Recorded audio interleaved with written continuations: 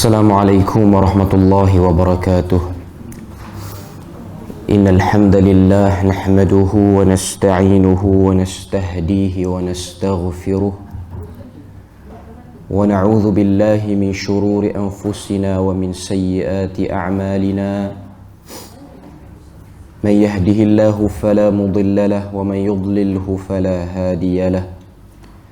Asyhadu an la ilaha illallah wahdahu la syarika lah wa asyhadu anna Muhammadan abduhu wa rasuluh.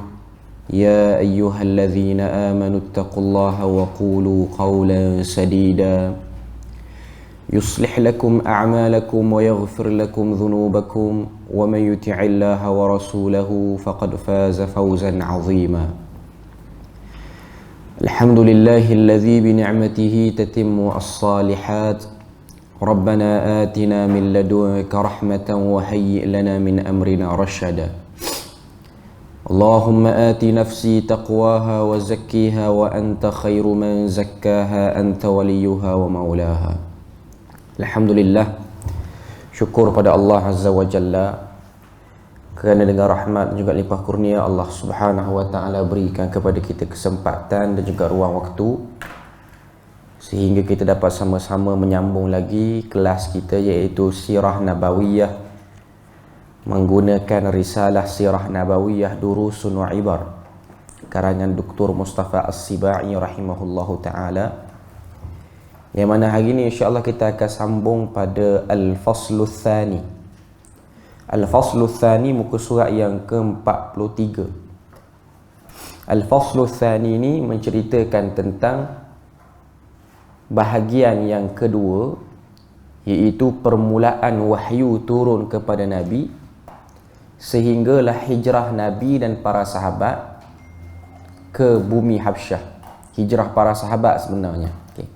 Jadi kita boleh tengok muka surat yang ke-43 dalam teks Arab tu. Al-Faslu Tsaniyu fi sirati munzul bi'tsati hatta al-hijrati ila al-Habasyah. Jadi untuk bahagian ni, bahagian kedua ni, dia ada berapa poin? Dia ada 12 poin yang dia letakkan. Jadi kita tengok yang pertama. Fi hadhihi al-fatratu tathbutu lana al-waqa'i'u at-tarikhiyatu at-taliyah. Di dalam tempoh ini, fi hadhihi al-fatrah, tathbut, terbukti, lana kepada kami, al-waqa'i', peristiwa-peristiwa at-tarikhiyah yang bersejarah, at-taliyah, seperti berikut. Yang pertama dia sebut kepada kita sini, nuzulul wahyi ala Rasulillah sallallahu alaihi wasallam, turunnya wahyu kepada Rasulullah sallallahu alaihi wasallam. Lamma tamma lin nabiy sallallahu alaihi wasallam 40 sanah, iaitu apabila Nabi sallallahu alaihi wasallam itu tamma, sempurna, 40 sanah, usianya 40 tahun. Nazala alaihi Jibril bil wahyi, maka telah turun kepadanya Jibril alaihi salam untuk memberikan wahyu, fi yaumil Itsnain, pada hari Isnin, li 17 khalat min Ramadan, pada 17 Ramadan, 17 hari setelah Ramadan, maknanya 17 Ramadan lah.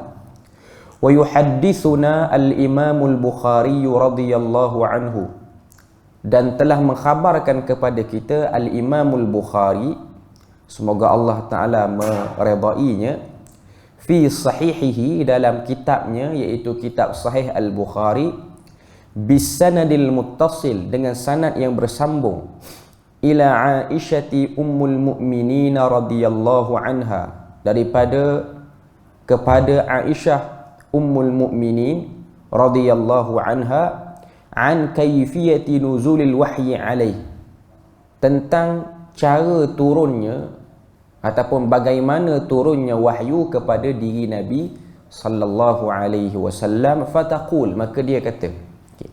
Jadi untuk poin pertama ni dia nak cerita panjang sikit, iaitu hadis yang disebut sebagai bad'il wahyi, permulaan wahyu.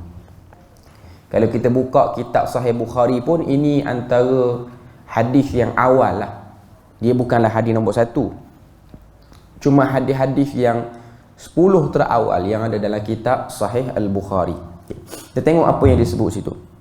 Awwalu ma budi'a bihi Rasulullah sallallahu alaihi wasallam ar-ru'ya as-salihatu fin naum. Perkara pertama budi'a bihi yang berlaku kepada diri Rasulullah sallallahu alaihi wasallam ar-ru'ya as-salihah, mimpi yang baik fin naum, ketika mana Nabi sedang tidur.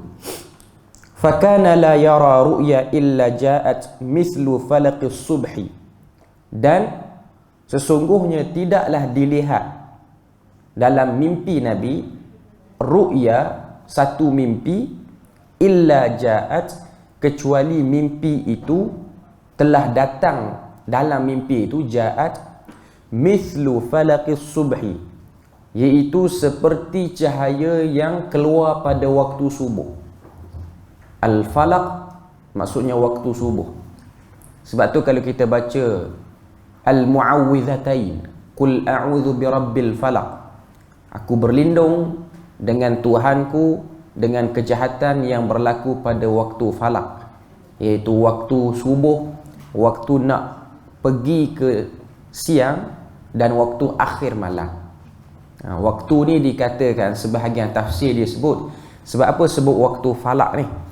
Waktu falak ni ialah waktu yang gelap, dan waktu, kalau ikut kepada nuzul, asbab nuzul ayat tu, ialah waktu disihirnya Nabi sallallahu alaihi wasallam.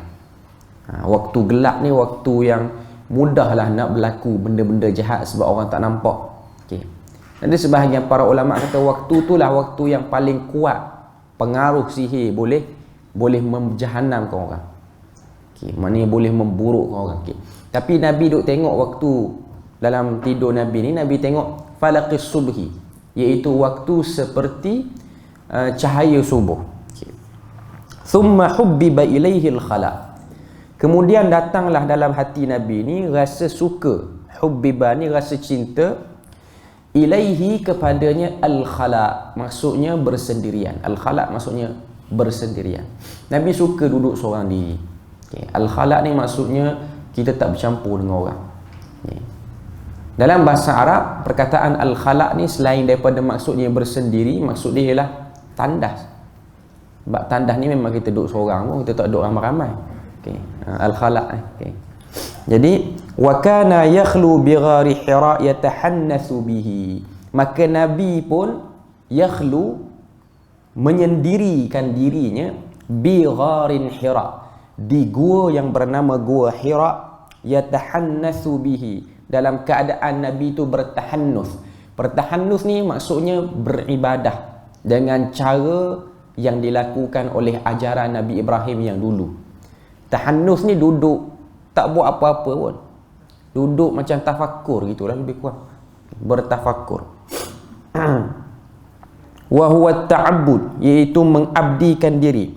Al-layali zawatil adadi qabla an yanzi'a ila ahlihi. Al-layali maksudnya beberapa malam, zawatil adad daripada bilangan-bilangan malam. Okey. Maknanya banyak harilah Nabi ni beribadah dalam gua tu. Okay. Qabla an yanzi'a ila ahlihi, sebelum Nabi ni balik kepada rumah isterinya. Maknanya balik ke rumah bersama keluarga. Maknanya Nabi banyak menghabiskan malam di situ. Maknanya Nabi tak tidur rumah lah. Nabi akan duduk di gua Hira ni, dan Nabi tidur di gua Hira tu. Itu yang Nabi duk buat. Ketika mana tempoh tu Nabi duk terima wahyu, bukan terima wahyu, terima mimpi, duk tengok cahaya waktu subuh. Okay. Sebab Nabi nak rasa cahaya waktu subuh tu di atas bukit tu.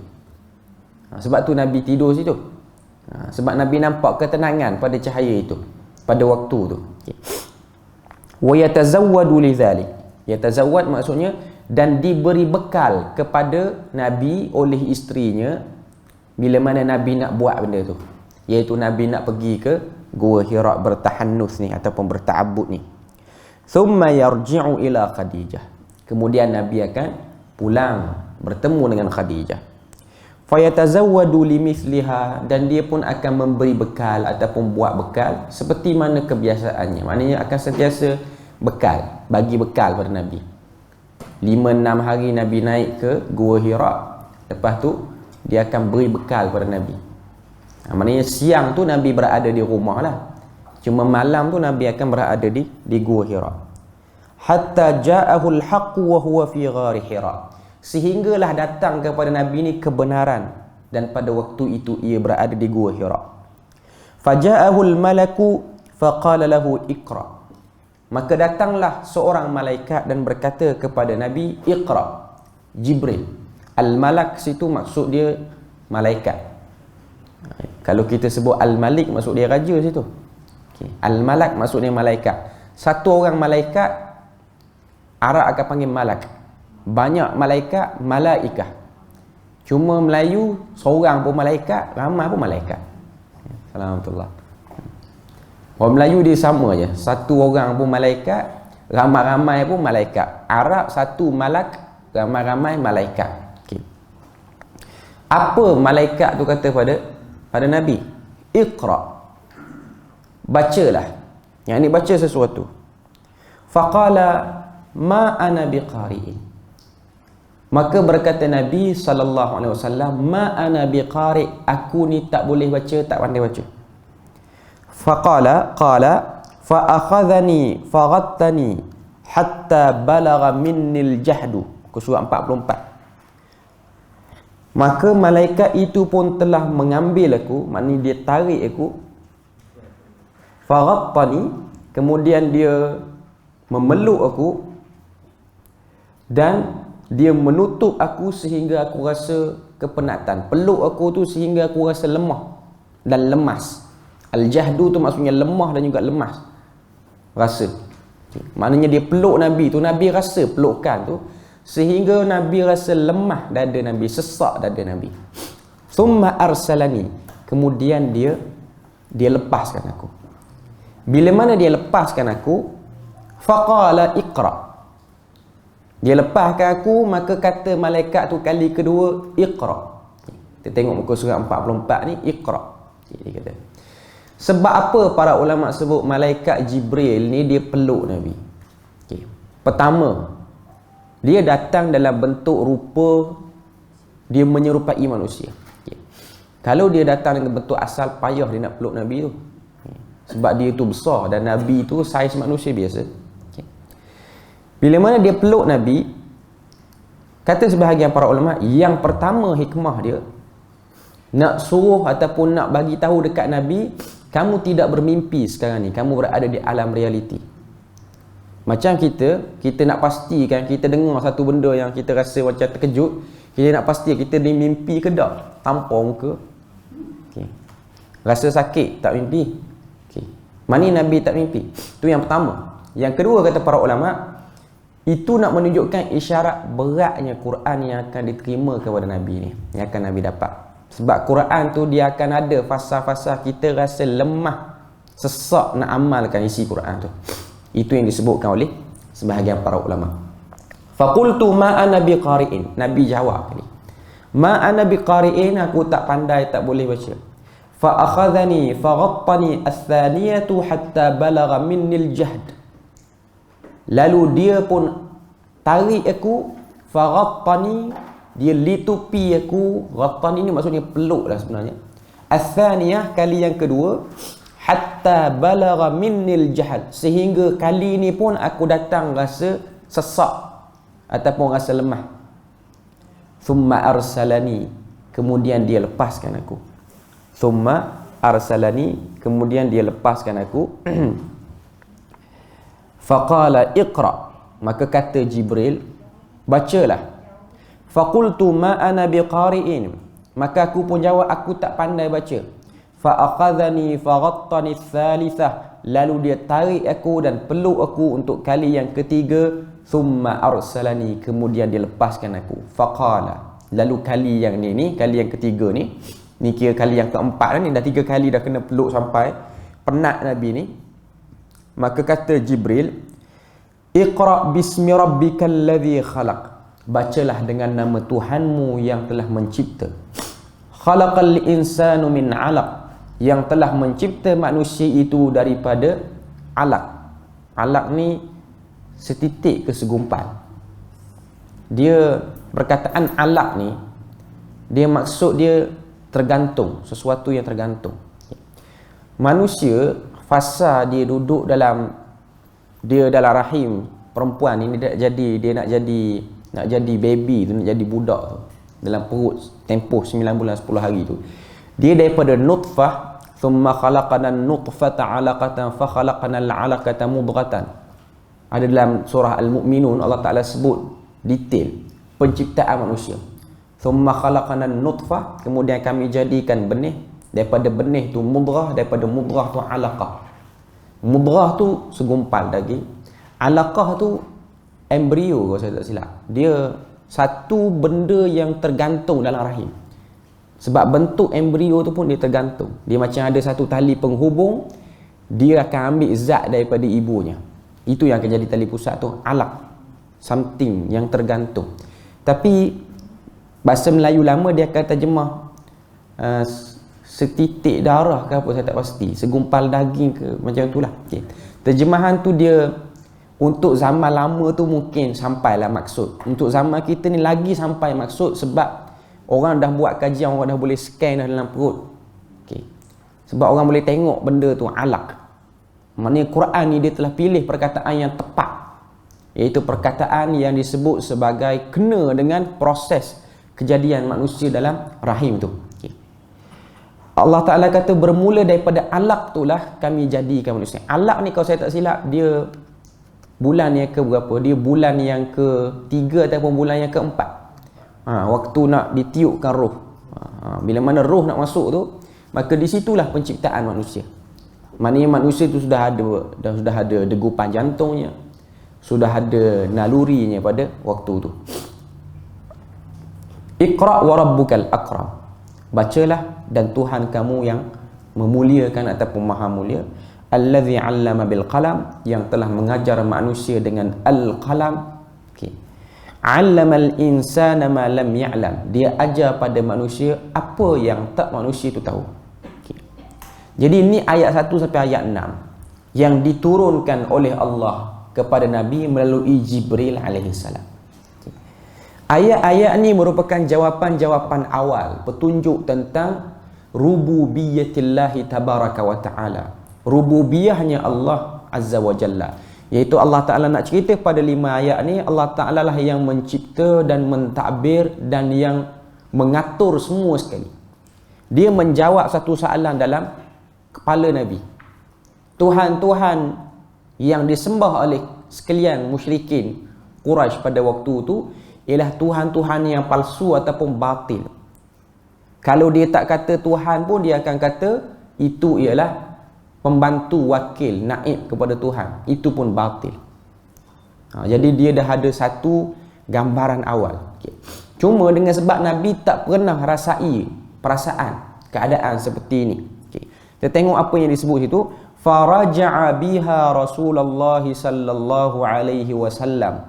Maka telah balik biha tu dengan ayat-ayat itu. Kalau kita belajar bahasa Arab, ha tu ha muannas sebenarnya. Sebab perkataan al-ayat dia kategori muannas. Jadi dia punya kata apa, balik, dhamir ni balik kepada al-ayat. Biha Rasulullah, Nabi balik dengan ayat-ayat tu, yarjufu fawaidahu. Dalam keadaan hati Nabi ni rasa gementar. Yarjuf ni maknanya macam-macam benda yang Nabi fikir. Dia macam keresahan pun ada dalam tu, yarjuf. Hati Nabi tak tenang. Fadakhala ala Khadijah bint Khuwailid radhiyallahu anha. Maka Nabi pun masuk, yakni masuk bersama dengan Nabi, bersama dengan Khadijah, jadi balik ke rumah. Okey, perkataan dakhala itu maksudnya Nabi jumpa dengan Khadijah, balik jumpa isteri dia. Faqala zammiluni zammiluni. Okay. Maka berkatalah Nabi pada waktu tu, zammiluni, selimutkan aku. zammiluni, selimutkan aku. Okay. Saya dah sebut sebelum ni, perkataan zammiluni selimut dengan sebab apa? Selimut dengan sebab nak hilangkan rasa gementar ataupun rasa tak sedap badan dengan sebab tengok benda-benda yang menakutkan. Okay. Zammilu ni selimut dengan sebab badan dah rasa tak sedap. Badan rasa macam nak demam, nak apa, Arab akan sebut zammilu ni. Okay. Tapi kalau selimut minta nak tidur, dengan sebab nak tidur, dia akan sebut dathiruni. Dathir. Sebab tu dalam Quran dia ada ayyuhal muddathir, ya ayyuhal muzammil. Okay. Muddathir ni maksudnya dia tak ada rasa apa-apa, tak ada rasa gemetar, cuma dia rasa mengantuk nak tidur. Macam kita ni hujan-hujan ni selimut, ni panggil dathir. Dia dathir ni maknanya nak bagi sedap sikit tidur. Okay. Zammil kadang-kadang dia tak boleh tidur, dia cuma nak bagi warm, bagi dia rasa panas sikit.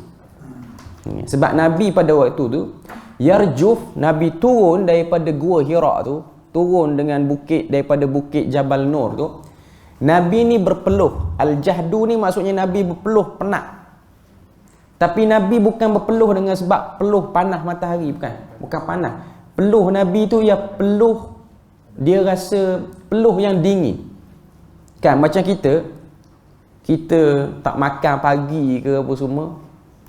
Jadi dia sampai waktu yang kita sepatutnya makan, kita tak makan, badan kita ni berpeluh tiba-tiba, tapi kita rasa sejuk. Keadaan tu dengan sebab sistem badan kita dah ada problem. Ataupun kita nampak benda-benda yang menakutkan, dia keluar peluh. Walaupun waktu tu sejuk, tiba-tiba keluar peluh. Peluh tu bukan kerana peluh panas apa semua, bukan. Okay. Itu disebut sebagai keadaan Nabi yarjuf pada waktu tu, al-jahdu pada waktu tu. Okay. Bila mana Nabi kata zammiluni, selimutkan aku dengan sebab aku rasa macam tak sedap badan. Fazammiluhu hatta dhahaba anhu ar-raw'. Maka Khadijah telah menyelimutkan Nabi sehingga hilanglah pada diri Nabi tu rasa takut. Sebab tu dia guna perkataan zammil. Tujuannya nak hilangkan rasa gementar ataupun takut. Jadi nak bagi rasa tenang. Faqala li Khadijati wa akhbaraha al-khabar. Lalu telah berkata Nabi kepada Khadijah dan telah memberitahu Nabi berkenaan dengan ayat-ayat berita yang Nabi dapat ketika mana di Gua Hira. Laqad khashitu ala nafsi. Nabi kata, aku bimbang terhadap diri aku.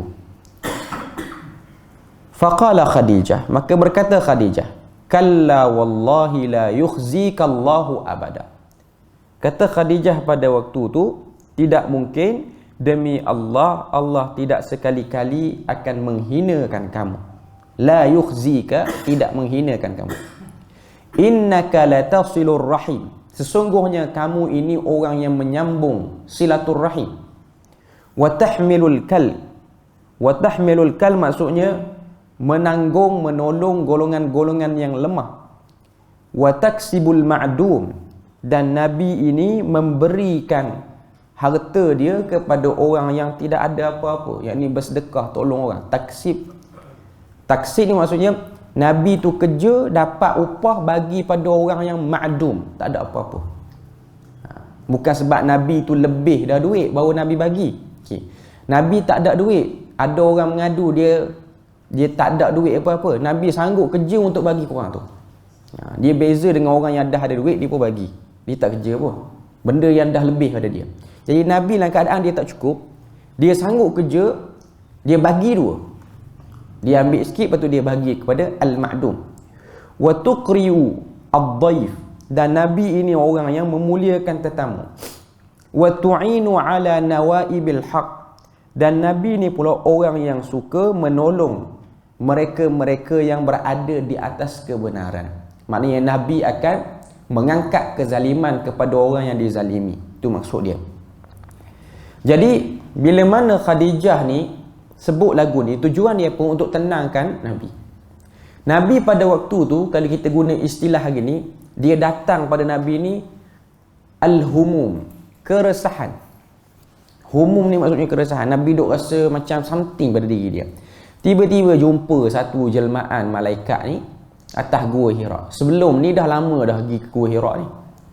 Dalam riwayat sebut bermula usia Nabi 37 Nabi dah start naik Gua Hira ni. 37, 38, 39 masuk umur 40 yang baru kena benda macam ni. Okay. Jadi Nabi lah kepala Nabi, mudahnya bila mana Nabi sebut lagu ni laqad khasyitu ala nafsi, maksudnya Nabi duk fikir Nabi kena sampuk dengan mana-mana berhala ataupun roh-roh yang ada di berhala Mekah tu yang tak suka dengan cara fikir Nabi. Itu yang ada dalam kepala Nabi. Sebab Nabi duk ingat cara fikir Nabi tu berhala tak suka.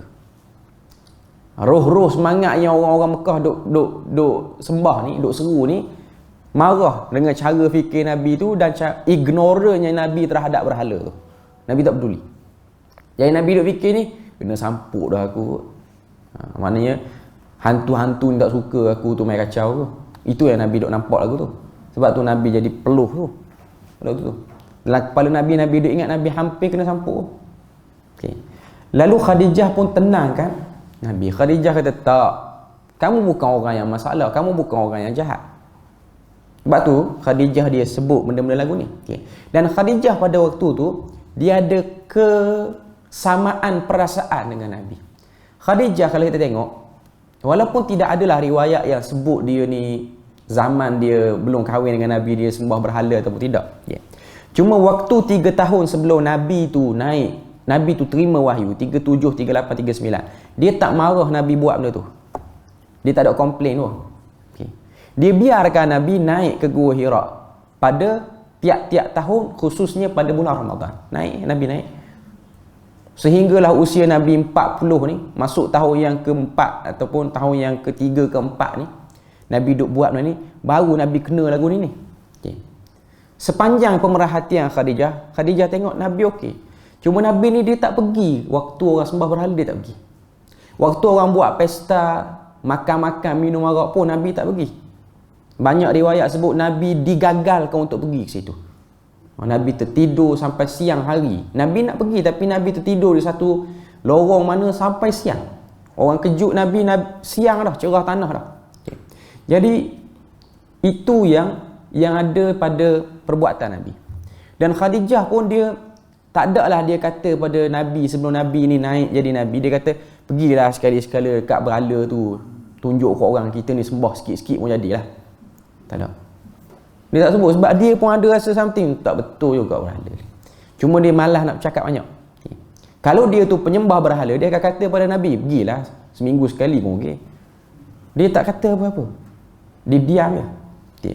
Sebab tu bila mana Nabi kata laqad khasyitu ala nafsi, dia terus blok, dia terus kata wallahi la yukhzikallahu abada. Kalla wallahi la yukhzikallahu abada. Demi Allah, Allah Ta'ala tak akan hina kamu.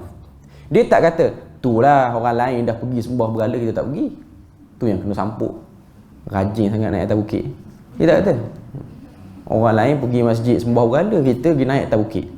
Dia tak kata. Sebab dia pun ada rasa something dengan sembah berhala tu. Dia bersetuju dengan perbuatan Nabi. Dia pun tak suka Nabi terlibat dengan berhala-berhala tu. Walaupun dia waktu tu tak ada lah orang kata apa, tak pernah lah terfikir nak terima wahyu, nak dapat laki suami seorang rasul, tak pernah terfikir. Cuma dia pun sebagai seorang wanita bangsawan, dia bukan orang yang orang awam yang tak tahu apa. Khadijah ni dia orang bangsawan. Kalau dia orang tak tahu apa, dia tak jadilah business woman pada waktu tu. Dia orang yang buat trading dengan Syam. Maknanya dia pun tahu di Syam pun sembah berhala, di Syam pun ada agama lain. Tapi dia rasa macam dia tak terlibat dengan semua agama-agama ni. Dia pun macam seolah seorang perempuan yang sedang mencari sesuatu. Sehingga Allah Ta'ala takdirkan dia menjadi pembantu kepada Nabi ni. Dia jadi pemudah cara pada Nabi, terutamanya dalam bab perjalanan dakwah yang memerlukan belanja. Dia jadi pemudah. Okay.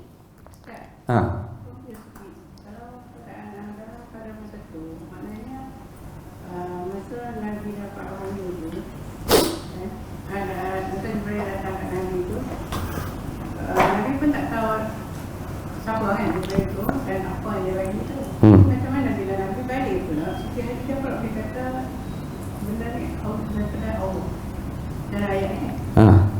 Jadi kalau macam masa tak Islam ni kan,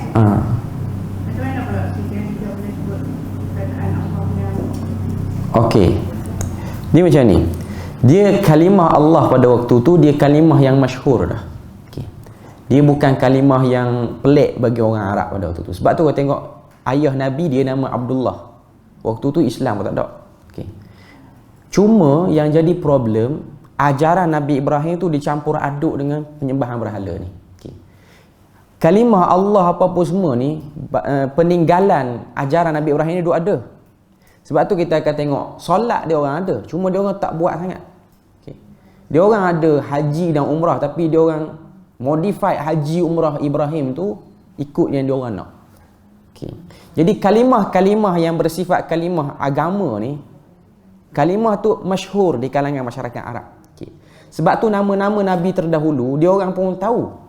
Bila mana Yahudi duk cerita, ahli kitab yang mari ziarah ke Mekah ni duk cerita, dia orang mengiyakan. Tapi orang Arab ni lagu tu lah. Sebab tu Quran sebut orang Arab ni dia as-sa'ilin. As-sa'ilin ni maksud dia apa?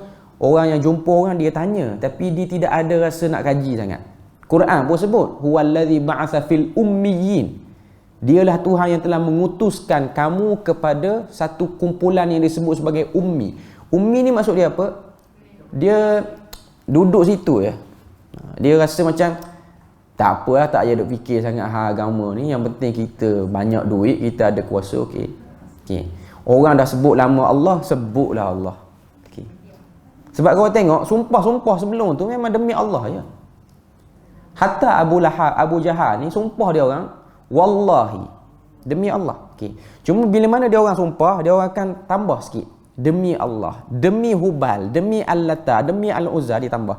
Sebab semua ni yang Hubal apa semua, dia orang duk nampak ini semua ialah timbalan kepada Allah Ta'ala di muka bumi. Itu yang jadi problem kepada masyarakat tu. Okay. Jadi Khadijah ni, kalimah Allah tu saya nak sebut sini, kalimah Allah tu dia tidak asing pada waktu tu. Cuma adalah beberapa orang yang mereka ni tak berani nak ekspreskan kewujudan berhala sebagai timbalan Tuhan tu tak betul. Macam Khadijah, sebab tu dia sebut kepada Nabi, kalla wallah, demi Allah. Dia percaya Allah Ta'ala tu dia percaya. Okay. Sebab tu ada ayat yang dalam Quran, wala in sa'altahum man khalaqas samawati wal ard. Allah Ta'ala suruh Nabi tanya, sekiranya kamu bertanya kepada mereka yang kafir yang sembah berhala ni, siapakah yang menjadikan langit dan bumi? Fasayaqulun Allah. Mereka akan jawab Allah. Okey. Lepas tu apa faedah duk sembah berhala ni? Okey. Berhala ni wakil kita nak bagi doa cepat lulus. Itu maksud dia ataupun itu kefahaman dia. Okey. Siapa yang kata ni wakil ni? Hawa nafsu yang kata. Okey. Tak pernah orang tunjuk pun. Ibrahim pun tak pernah tunjuk. Ismail pun tak pernah tunjuk. Okey. Jadi adalah beberapa orang jiwa-jiwa ni, hati-hati yang rasa kewujudan wakil-wakil Tuhan ni lah satu yang tak betul. Sebab tu Khadijah ni kita tengok, dia pun tak setuju tapi dia orang perempuan, dia malah nak ekspreskan benda tu pada orang. Okay. Cuma bila mana dah suami dia tu ada kecenderungan ke arah tu, dia menyokong benda tu. Okay. Sebab tu saya nak sebut ni kalimah Allah bukan kalimah yang pelik ataupun tidak masyhur. Cuma konsep ketuhanan tu dia orang silap. Dia memang akidah masyarakat Arab jahiliah ni, Allah pencipta, cuma untuk bagi tahu hajat, nak mengadu masalah ni, kita tak direct dengan Allah. Kita kena melalui berhala-berhala ni. Berhala ni lah yang akan bawa doa-doa kita naik kepada Allah Ta'ala. Dia panggil politism. Politism ni maksudnya apa? Dia mewakilkan Tuhan tu banyak. Politik lah. Sedangkan Islam ataupun agama Ibrahim itu ialah monotheism, satu Tuhan. Tuhan tu lah cipta, Tuhan tu lah tempat mengadu, Tuhan tu lah tempat kita angkat semua problem. Okay. Tapi masyarakat Arab jahiliah ni, siapa yang orang kata apa, yang mula-mula buat ni, dia ada satu orang lelaki, dia punya beza dengan Nabi tu 400 tahun. Dia ni pemimpin Mekah, pergi ke Syam tengok berhala. Saya tak ingat nama dia apa. Tapi dia itulah yang memperkenalkan konsep politism dalam ketuhanan ni. Sebab tu Nabi sebut, aku telah melihat lelaki tu ketika perjalanan Isra' dan Mi'raj ditarik ususnya dalam neraka. Sebab apa? saham orang sembah berhala ni semua balik ke dia. Dia orang baik. Sayangnya dia zaman dia hidup tu dia orang baik kan. Dia bukan orang jahat, bukan gila bunuh orang pun. Cuma dia tak faham bab akidah ni. Dia pergi tambah ajaran Nabi Ibrahim jadi caca berbah lagu tu. Dia tu orang baik kan. Dia tu orang-orang yang terkenal suka tolong orang, tapi cara dia modify agama Tuhan tak berkenan walaupun benda tu baik. Walaupun dia tu orang yang baik. Okay. Jadi kita tengok, okey. Kita sambung balik. Wa tu'inu ala nawaibil haq, dan kamu ni suka tolong orang-orang yang berada atas kebenaran, iaitu orang yang dizalimi. Fantalaqtu bihi Khadijatu hatta atat bihi Waraqah bin Naufal bin Asad bin Abdul Uzza. Maka aku pun pergilah berjumpa dengan Khadijah itu, berjumpa dengan lelaki bernama Waraqah bin Naufal. Hatta atat, sehingga kami ni sampai Waraqah bin Naufal, dengan berjumpa dengan Waraqah bin Naufal bin Asad bin Abdul Uzza. Ini nama komplit bagi Waraqah. Wa kana ibn am Khadijah, dan dia ini anak kepada pak saudara Khadijah, iaitu sepupu Khadijah. Ibn am ni maksudnya anak pak saudara, iaitu sepupu kepada Khadijah lah. Okay. Wa kana imra'an tanassara fil jahiliyah, dia ni seorang lelaki yang telah masuk Kristian. Tanassar, Kristian, fil jahiliyah, pada zaman jahiliyah. Wa kana yaktubul kitabul Ibrani, dia ni seorang yang boleh menulis kitab dalam bahasa Ibrani. Fayaktubu minal Injil bil Ibraniyah ma sya'allahu an yaktub, dan dia telah menulis daripada lembaran Injil itu dengan bahasa Ibrani ma sya'allahu an yaktub. Masya Allah ni maksudnya dengan kehendak Allah berapa banyak yang dia nak tulis. Bahasa Ibrani ni ialah bahasa yang digunakan dalam kitab-kitab Injil, suhuf, bukan kitab-kitab tu satu je. Okay. Injil tu satu je. Suhuf-suhuf yang digunakan dalam agama Kristian ni. Bahasa Ibrani ni kalau kita tengok, di kalangan padri sendiri pun dia orang kurang penguasaan lah. Kecuali padri-padri yang berada di Al-Ardul Muqaddasah, Baitul Maqdis, mereka masih lagi boleh lah bahasa ni. Kalau padri yang belajar di Vatican City di Itali ni, dan memang kau tengok Kristian ni pusat dia hari ni lah Vatican City ya. Pusat dia. Hatta gereja-gereja di Malaysia ni pun dia akan ada dana daripada Vatican City. Dan padri-padri yang dilantik di seluruh negara di dunia ni pun dia akan ada pengesahan daripada Vatican City tu. Maknanya dia mesti ke sana juga. Tapi yang di Malaysia kita ni, kalau macam yang di arau gereja ni, tak ada lah sampai daripada Vatican City mari. Okay. Cuma dia orang mungkin ada lah kelas bimbingan untuk jadi padri tu ada. Cuma yang paling top ni Vatican City lah. Okay. Dia macam Islam, Universiti Azhar, Universiti Madinah lah situ. Tempat melahirkan pendakwah misioneri yang terbaik ya. Tapi di sana pun kemahiran bahasa Ibrani ataupun pembelajaran Ibrani itu pun tidak ada. Kurang lah. Nak beritahu pada kita, bahasa tu pun dah jadi terpencil bagi kelas agamawan Kristian tu sendiri. Jadi bila mana saya sebut lagu ni, maka sangat-sangatlah kita boleh kata berlaku penyelewengan ataupun tokok tambah pengurangan yang besar dalam Bible hari ni. Bila mana bahasa asal Bible tu pun sudah tidak dikuasai dengan baik oleh agamawan. Dia macam ginilah tuan-tuan, ustaz, penguasaan bahasa Arab dia tak berapa kuat sangat. Jadi kita boleh kata besar kemungkinan dia silap faham terhadap dalil tu tinggi. Okay. Jadi macam orang Kristian juga, bila mana padri yang duduk cakap, duduk bagi khutbah hari Ahad apa semua ni, dia orang dah kurang kekuatan bahasa asal kitab tu, dia orang tak mampu nak faham. Sebab tu kita akan tengok versi-versi Bible yang berbeza-beza. Okay. Cuma Waraqah bin Naufal ni dia antara orang yang Kristian, dan dia ni duduk dalam generasi yang asli lagi. Okay. Yang mana kalau kita tengok hari ni lah yang duk perjuangkan aliran, dia ada satu aliran yang duk perjuangkan balik kepada agama, balik pada bahasa asal. Maknanya Injil ni nak kena baca dalam bahasa asal, iaitu Ibrani. Ialah satu aliran nama dia Kristian Jehovah. Jehovah Kristian. Yang ni kalau kita pergi gereja dia, satu patung pun tak ada. Dia orang tak sembah patung. Dia gereja yang orang kata apa, kumpulan yang nak balik pada asal. Dia orang tak ada patung. Ni belah Eropah, di Malaysia tak ada. Malaysia dia ada patung lah. Mazhab jenis ada patung. Okay. Jehovah ni belah-belah Rusia pun ada. Belah-belah Eropah pun ada. Dia nak perjuangkan balik baca dalam bahasa asal. Sebab dengan faham bahasa asal saja dah akan menyebabkan orang tu Kristian yang betul lah. Itu yang kefahaman dia orang. Okay. Bahasa Latin. Bahasa Ibrani tu tidak ada dah. Hampir tak ada. Sebab tu saya kata tadi di Palestin pun tak ramai dah. Padri-padri Kristian yang ada tu pun dah tua dah. Ataupun mungkin yang orang kata apa, bukan kategori yang rasih dengan bahasa tu dah. Tak boleh. Sebab dia memang Bible ni sudah dia peringkat awal lagi dia sudah diseleweng. Jadi macam kita sebut kan, Vatican City dia nampak bahasa asal tu ialah bahasa Latin lah. Dia tak nampak dah bahasa Ibrani. Okay. Jadi kita tengok zaman Nabi ni, cerita Ibrani ni zaman Nabi, Waraqah bin Naufal. Okay. Jadi dia memang belajar dengan bahasa asal. Dia tulis. Okay. Wa kana syaikhan kabiran qad ami. Dia ni seorang lelaki yang dah tua dan telah pun buta dengan sebab banyak baca, mengkaji. Ami tu maksudnya buta dengan sebab terlampau banyak mengkaji. Okay. Faqalat lahu Khadijah. Zaman dulu dia mudah, orang yang belajar ilmu ni dia mudah jadi buta. Sebab apa?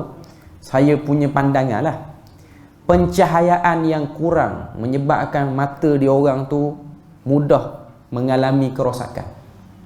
Macam Al-A'mash. Al-A'mash ni tokoh hadis yang hebat. Nama betul dia Sulaiman bin Mihran. Dia digelar dengan A'mash dengan sebab dia rabun, katarak mata dia. Tapi dia ulama hadis yang hebat. Sebab apa? Zaman dulu pakai lampu pelita tu.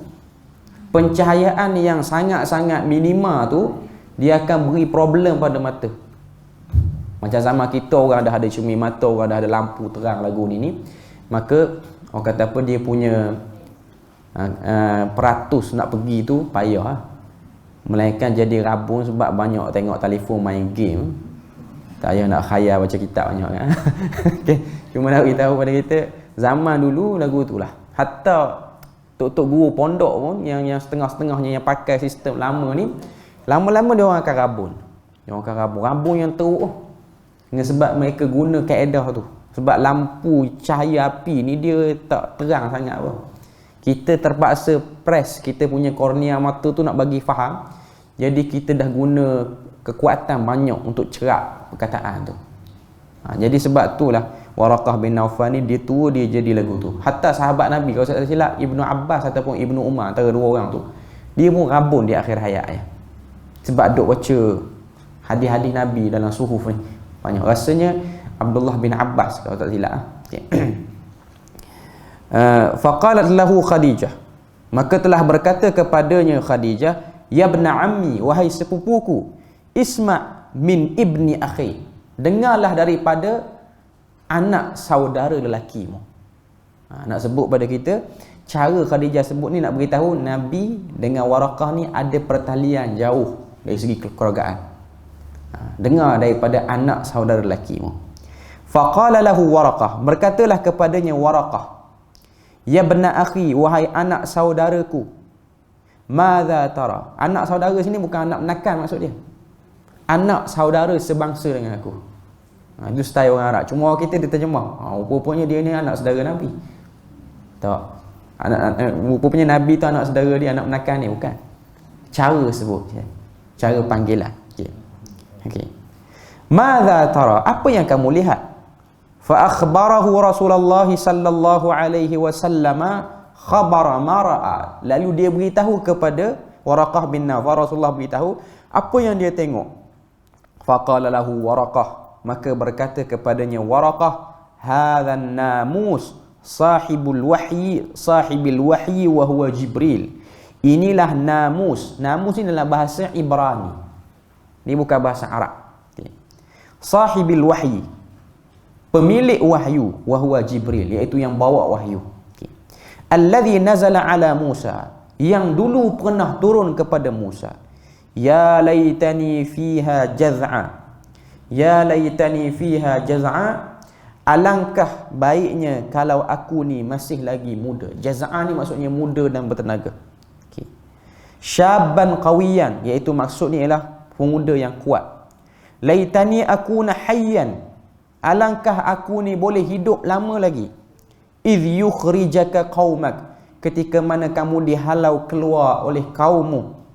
Faqala Rasulullah sallallahu alaihi wasallam, berkata Nabi, au mukhrijiyahum, adakah aku akan dihalau keluar?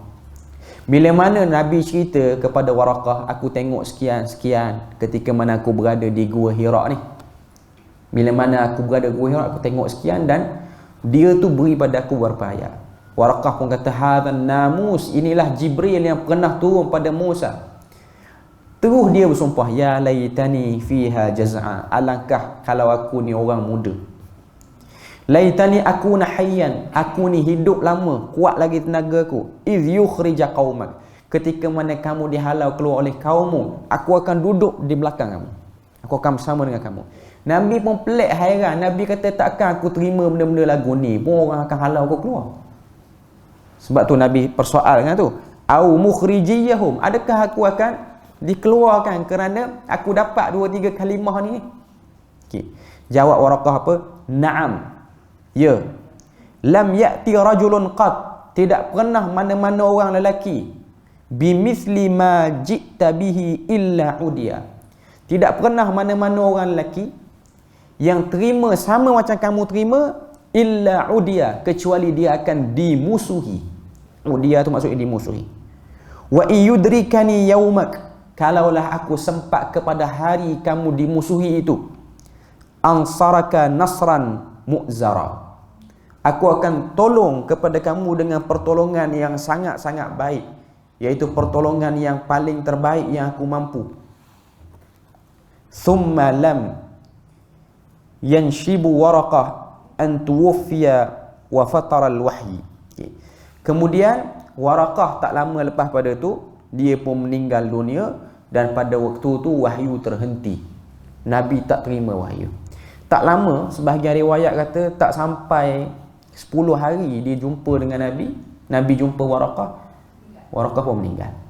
Waraqah ni kalau tengok, kita boleh tengok dalam kitab Al-Bidayah wan Nihayah ada sebut, dalam kitab Siyar A'lam An-Nuwala ataupun kitab-kitab tarikh yang lain. Waraqah bin Naufal ni dia daripada Arab Quraisy lah, kabilah Quraisy. Dia ni zaman dia muda, dia pun ada perasaan pelik dengan penyembahan berhala. Dia ada something. Okay. Akhirnya dia buat pilihan dengan beberapa orang kawan dia yang muda-muda, lebih kurang ada 10 orang. Okay. Ada 10 orang yang muda-muda. Okay. Kita keluar daripada Mekah, kita pergi belajar tempat orang yang ada agama elok sikit. Waktu tu duk tengok mana? Tengok Syam, yang duk ada tamadun elok.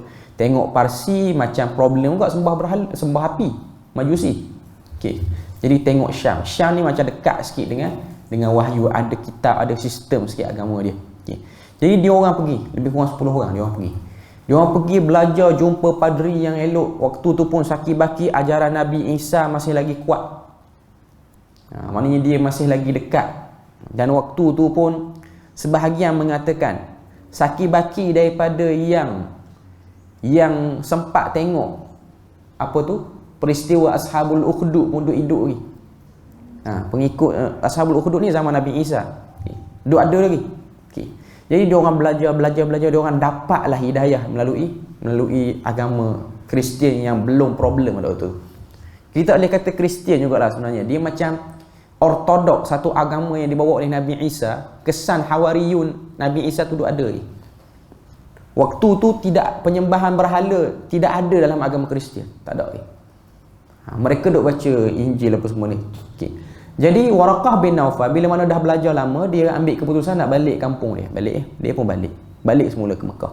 Beberapa orang kawan dia ambil keputusan untuk tak nak balik ke Mekah. Sebab apa?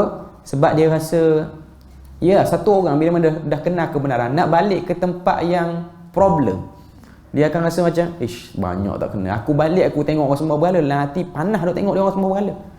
Takut mulut tak sabar aku kata aku pula kena. Jadi pilih nak kekal di Syam. Sebab tu kita tengok ketika mana Abdul Rahman bin Auf dia ada di Syam, dia jumpa satu orang padri. Sebahagian pengkaji kata padri itu kawan pada Waraqah bin Nawfal. Padri itu kata sekarang dah zahir Nabi di kampung kamu, balik ikut Nabi itu. Sebahagian riwayat juga kata yang Salman Al-Farisi pergi ke seorang tu pun saki baki kawan-kawan Waraqah bin Nawfal. Orang-orang yang sama yang bertebaran di sekitar negara-negara itulah, Iraq ke, di Syam ke, di bahagian Turki ujung ke.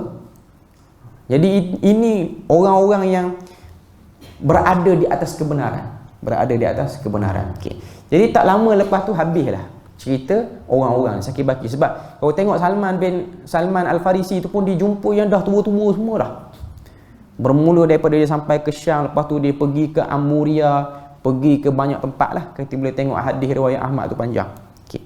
Nak sebut pada kita itu yang Nabi tengok. Kita habiskan sikit muka surat 45 tu. Wa fi riwayat Ibn Hisham ani Ibn Ishaq, daripada riwayat Ibn Hisham, iaitu sirah Ibn Hisham daripada guru dia Ibn Ishaq, anna Jibril ja'ahu wa huwa naim. Ibn Ishaq dengan Ibn Hisham ni digelar sebagai ulama dalam bidang sejarah ataupun muarrikh, ulama usyar. Cuma Ibn Ishaq ni dia sezaman dengan Imam Malik. Okay. Imam Malik guru pada Imam Syafi'i. Ibn Ishaq dengan Imam Malik ni dia ada problem. Dua-dua ada pengaruh, dua-dua pun ada anak murid yang ramai. Imam Malik ada pengaruh melalui kitab Muwatta'nya. Ibn Ishaq ada pengaruh melalui riwayat-riwayat sirahnya. Okay. Cuma orang-orang yang dalam bidang sirah, ulama bidang sirah ni, bila mana mereka meriwayatkan, mereka agak lebih mudah meriwayatkan sesuatu. Maksudnya mereka terima riwayat-riwayat walaupun riwayat tu ada kedhaifan. Bila mana dia orang terima, menyebabkan setengah ahli hadis yang berdisiplin ni, dia orang rasa orang macam ni merosakkan hadis Nabi. Sebab tu kalau kita tengok Imam Malik, dia pernah sebut pada Ibn Ishaq ni, huwa dajjal minad dajajil fi hadzal zaman. Dialah dajjal daripada dajjal-dajjal yang Nabi duk cerita dalam hadis. Kaulah dia bagi kawan tu. Okey. Jadi adalah perbahasan di kalangan para ulama status Ibn Ishaq. Di Malaysia kita ni antara tokoh yang orang kata apa yang tak terima riwayat Ibn Ishaq dan buat kritikan, Maulana Asri Yusof pada Kelantan, dia ada tulis buku. Dia ada tulis buku pasal isu ni.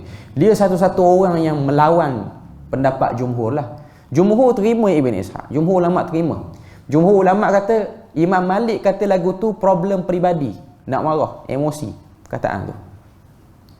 Kaedah yang digunakan ialah kalamul aqran, kata-kata orang yang tengah bersaing. Imam Malik pun hebat, Ibn Ishaq pun hebat. Kalam aqran, kata-kata yang bersifat macam cela ataupun caci maki ni lah. Yutwa, kita lipat, kita tidak riwayatkan kata-kata tu. Maknanya kita tak api-api dan tak besarkan lah. Okay. Cuma Maulana Asri dia ada tulis buku dia pun ada jual. Okay. Cerita tentang apa evidence hujah dia. Cuma saya tak sempat baca lagi buku dia. Cuma dia bawa lah nukilan ulama lain yang juga bersetuju di atas pendhaifan dan juga tajrih. Tajrih ni maksud dia apa? Kata-kata yang menunjukkan teruknya Ibn Ishaq ni, tajrih. Sebab tu dalam ilmu rijal ni, dia ada bahagian ilmu rijal hadis ni, dia ada dua.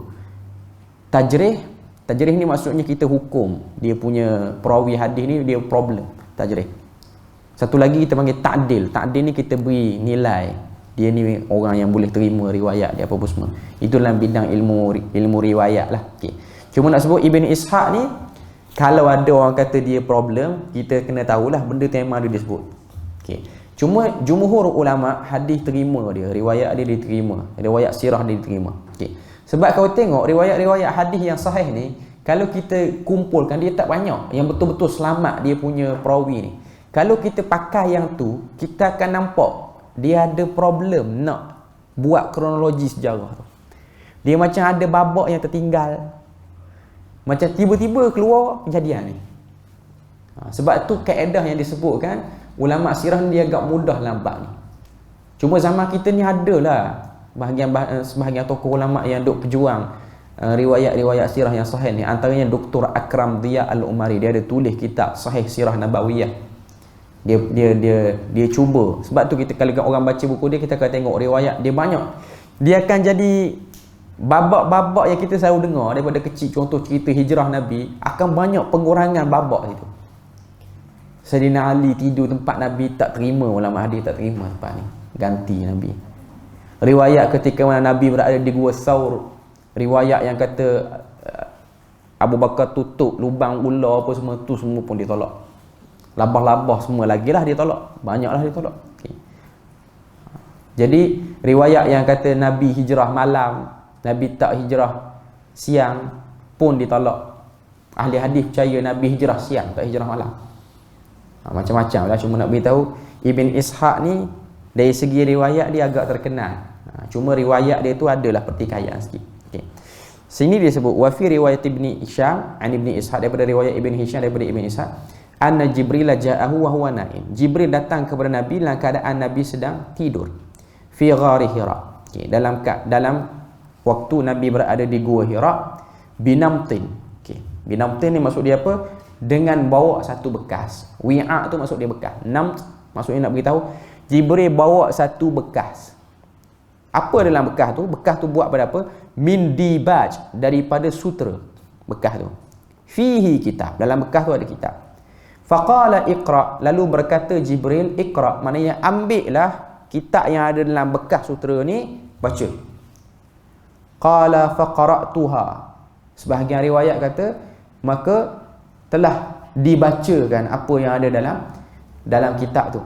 Summantaha fansarafa anni wa habbabtu min naumi. Apa yang disebut sini dalam satu riwayat Ibnu Hisham, dia datang dengan membawa sejenis bekas daripada sutera yang diletakkan kitab dalamnya. Jibril berkata, bacalah wahai Muhammad dengan nama Tuhanmu yang menciptakan sekalian makhluk. Dia menciptakan manusia. Maknanya ayat 1 sampai ayat 5 lah. Baginda berkata, maka aku membacanya. Summa faqara'tuha, aku membacanya.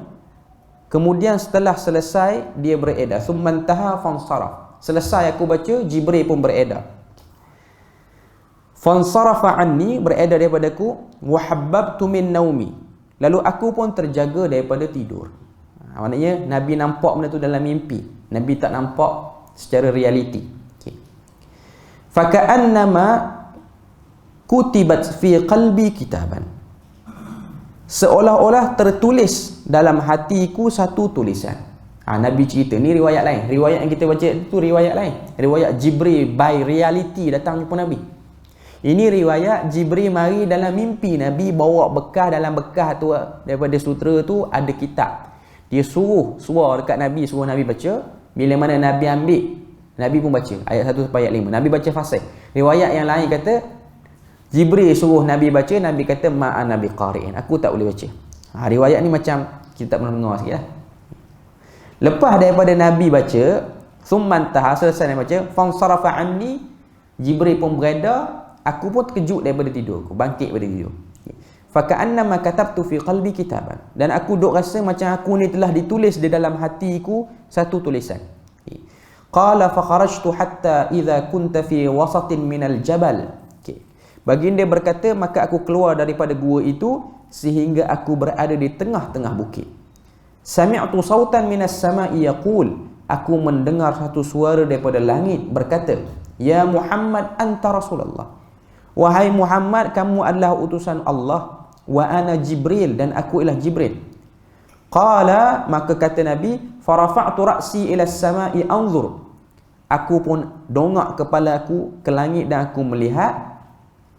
Fa idza Jibrilu fi surati rajulin, tiba-tiba ialah munculnya Jibril dalam bentuk seorang lelaki. Saffin qadamaihi fi ufuqis sama, yang mana Jibril dalam penjelmaan sebagai seorang lelaki itu, dia menyandarkan kedua kakinya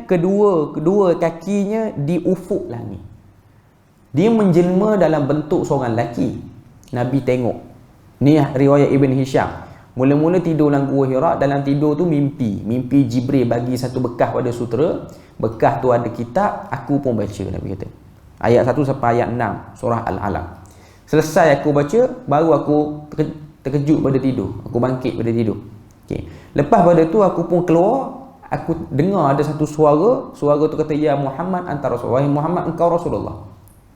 Aku pun tengok, rupa-rupanya itu satu suara daripada seorang lelaki yang besar, yang kaki dia tu dia sandarkan di ufuk langit. Okay. Lalu apa dia kata? Ya Muhammad anta Rasulullah wa ana Jibril. Wahai Muhammad, aku Rasulullah, kamu Rasulullah, dan aku ialah Jibril. Faqala fawaqaftu anzuru ilayhi. Aku pun berhenti untuk melihatnya, tercegat untuk melihatnya. Fama ataqaddam wa ma ataakhir. Aku tidak berundur dan juga tidak mara ke depan.